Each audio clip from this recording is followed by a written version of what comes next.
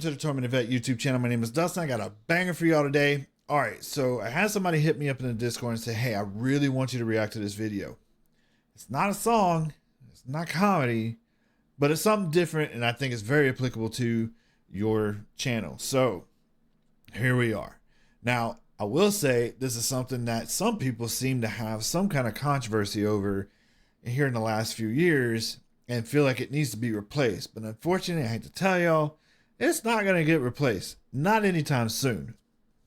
So, without wasting any more time, the Star Spangled Banner as you never heard it. Let's get in it.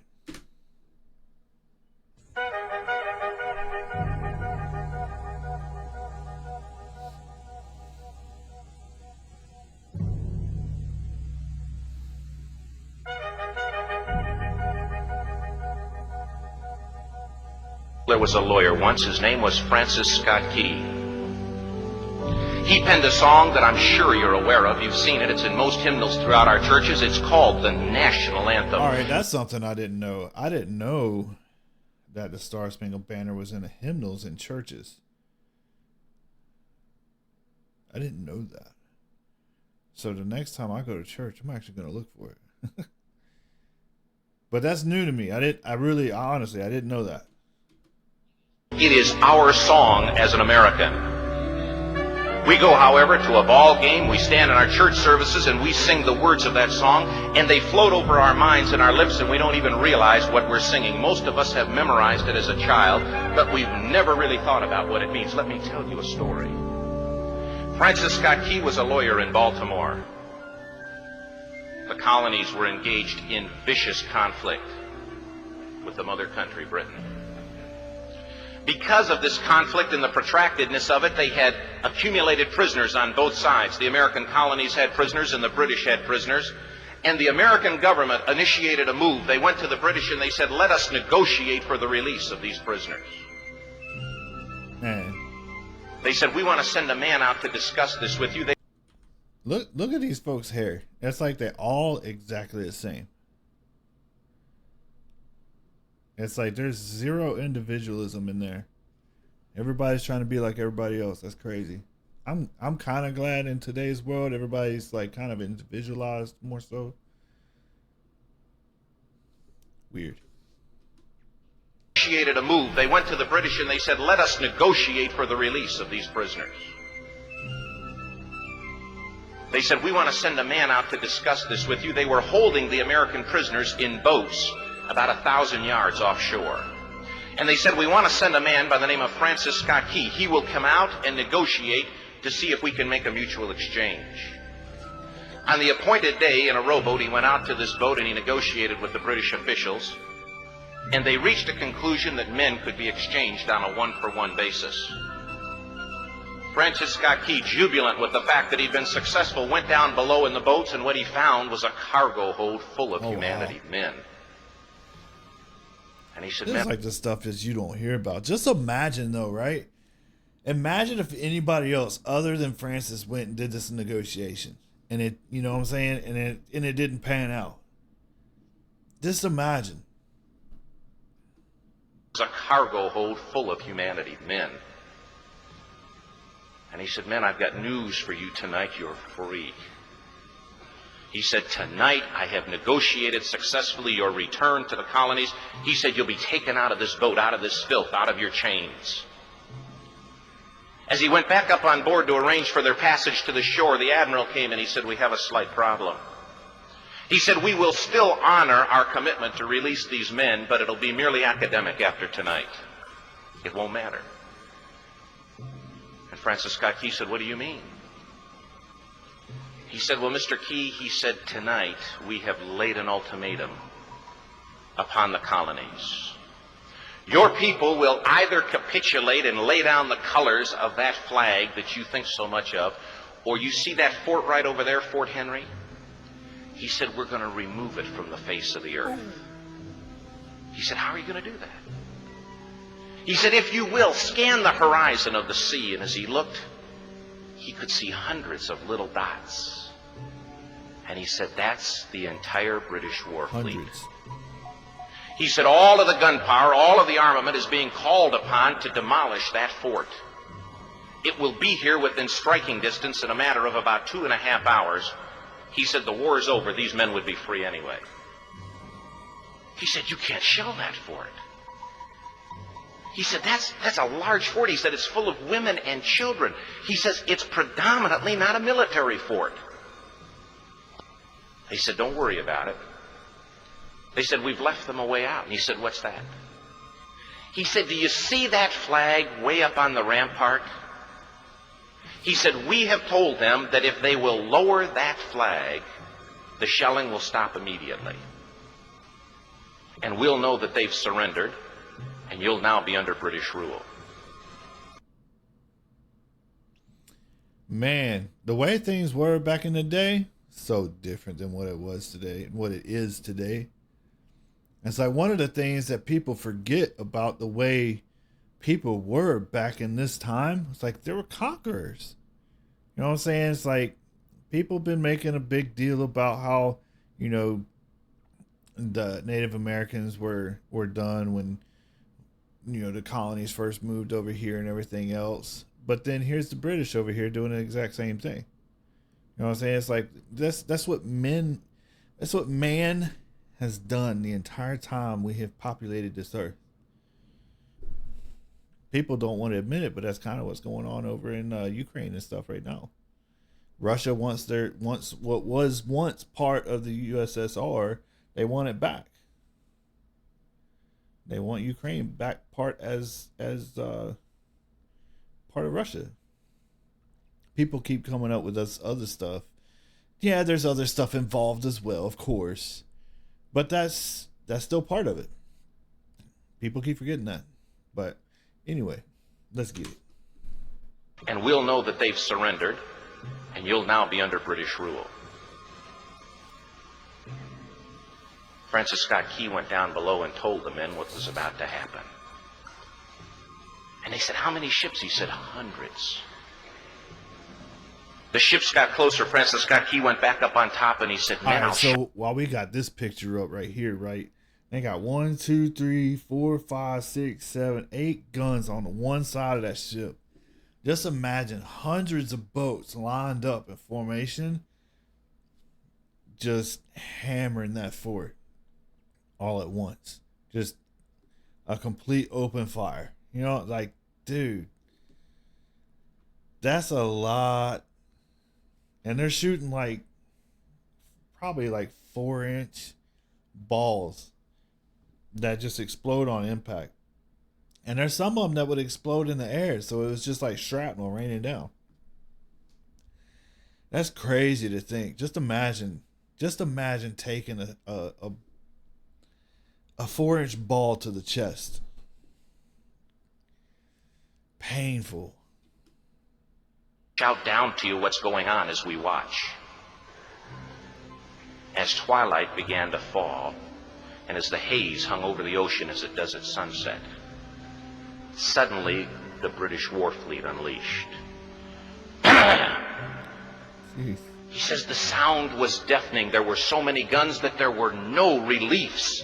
He said it was absolutely impossible to talk or hear. He said suddenly the sky, although dark, was suddenly lit. And he says from down below, all he could hear the men, the prisoners, saying was, tell us where the flag is. What have they done with the flag? Let's hope. Is the flag still flying over the rampart? Tell us.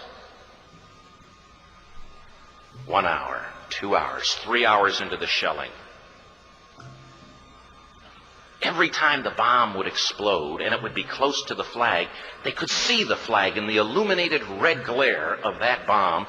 And Francis Scott Key would report down to the men below, it's still up. It's not down. The admiral came and he said, your people are insane. He said, what's the matter with them?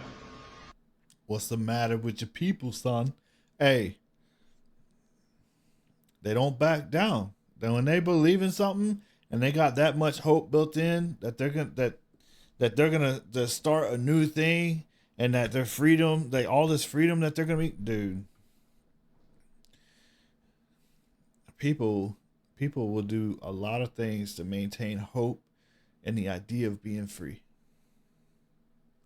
They would do a lot of strange things. The admiral came and he said, "Your people are insane." He said, "What's the matter with them?"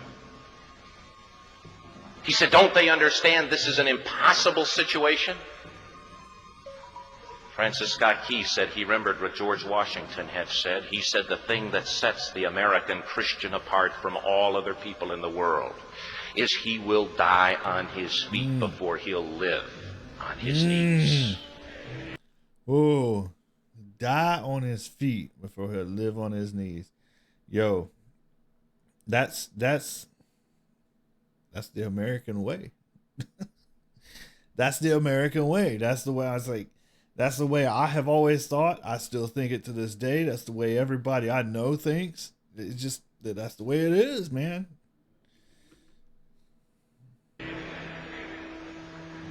The admiral said, "We have now instructed all of the guns to focus on the rampart to take that flag down." He said, "We don't understand something. Our reconnaissance tells us that that flag has been hit directly again and again and again, and yet it's still flying. We don't understand that." But he said, "Now we're about to bring every gun for the next 3 hours to bear on that point." Jeez. Francis Scott Key said the barrage was unmerciful. All that he could hear was the men down below praying. The prayer, "God, keep that flag flying where we last saw it." Sunrise came. He said there was a heavy mist hanging over the land, but the rampart was tall enough. There stood the flag, completely nondescript, in shreds. A little crooked, but it's still there. The flagpole itself was at a crazy angle, but the flag was still at the top. Francis Scott Key went aboard and immediately went into Fort Henry to see what had happened.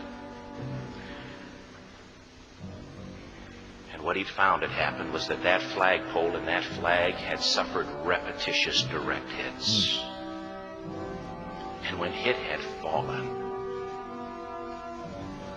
but men, fathers, who knew what it meant for that flag to be on the ground, although knowing that all of the British guns were trained on it, walked over and held it up humanly until they died. Their bodies were removed and others took their place. Francis Scott Key said what held that flagpole in place at that unusual angle were patriots' bodies. He penned the song, "Oh, say can you see by the dawn's early light what so proudly we hailed at the twilight's last gleaming? Or the rocket's red glare, the bombs bursting in air, gave proof through the night that the flag was still there. Oh, say, does that star-spangled banner yet fly and wave o'er the land of the free and the home of the brave?" The debt was demanded. The price, it was paid. Oh, say, can you see by the dawn's early light what so proudly we hailed at the twilight's last gleaming, whose broad stripes and bright stars through the perilous fight o'er the ramparts we watched were so gallantly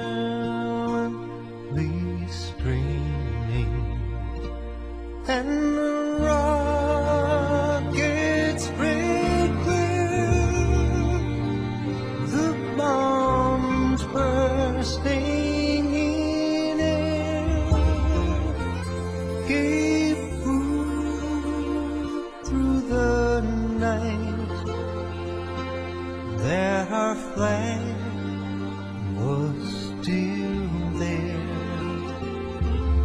Oh, say, does that star-spangled banner yet wave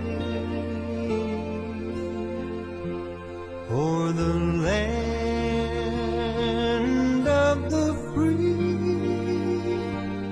and the home of the brave? Oh, say, does that star-spangled banner yet wave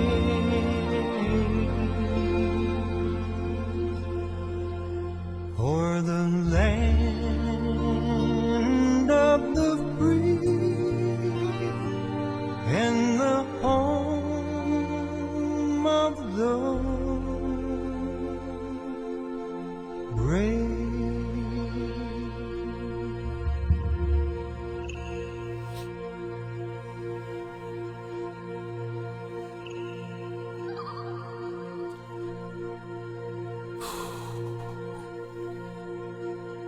So that was a really good representation and very, very good narration as we've never heard it. No, for real.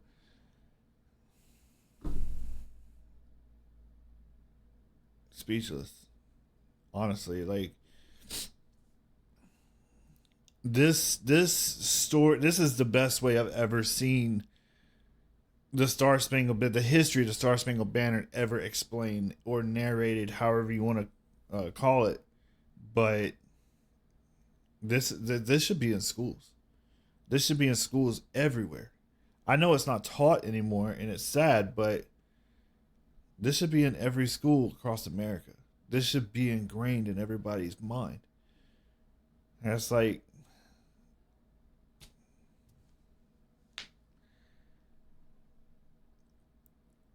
this just goes to show that the price of freedom came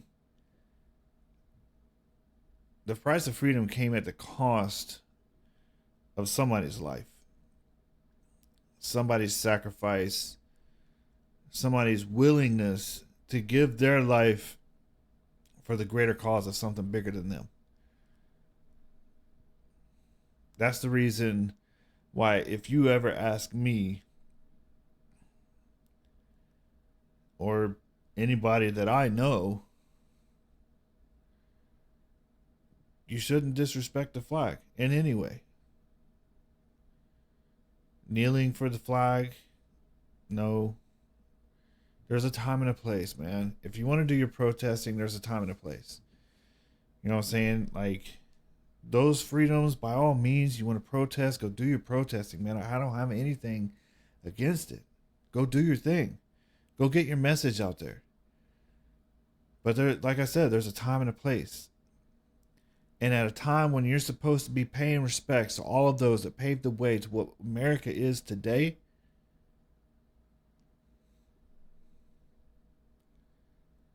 that's not it. That's not the time.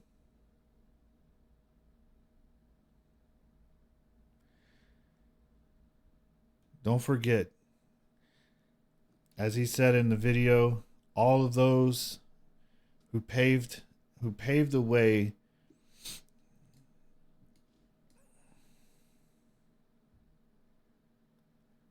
before us, all of those who gave their lives so that we could have a free country, somebody had to pay that price. Don't let it be in vain. Y'all take care. I appreciate y'all. If you made it this far in the video, please do me a favor. Hit that sub button, like, share with a friend. We'll see y'all in the next one. Y'all take care.